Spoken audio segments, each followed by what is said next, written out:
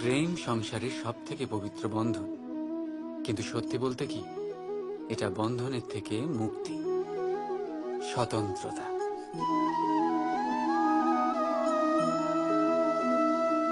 বুঝলেন না? বোঝাচ্ছি বোঝাচ্ছি।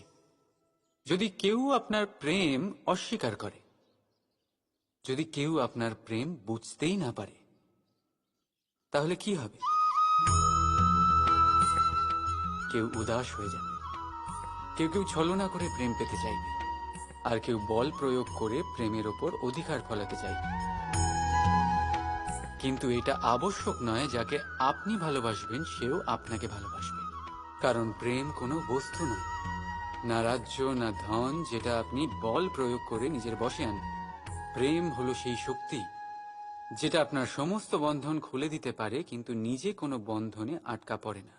তাই যাকেই আপনি ভালোবাসেন তাকে স্বতন্ত্র ছেড়ে দিন, কারণ স্বতন্ত্রতাই সেই গুণ যা প্রত্যেক প্রাণীর সবচেয়ে প্রিয়। প্রেম যদি সত্যি হয় তাহলে সে অবশ্যই বুঝতে পারে। ততদিন নিঃস্বার্থভাবে প্রেম করে যায়। একদিন দ্বার খুলে যায় আর প্রেম প্রবেশ করবেই, আর মন সুপ্রসন্ন হয়ে বলবে, রাধা রাধা।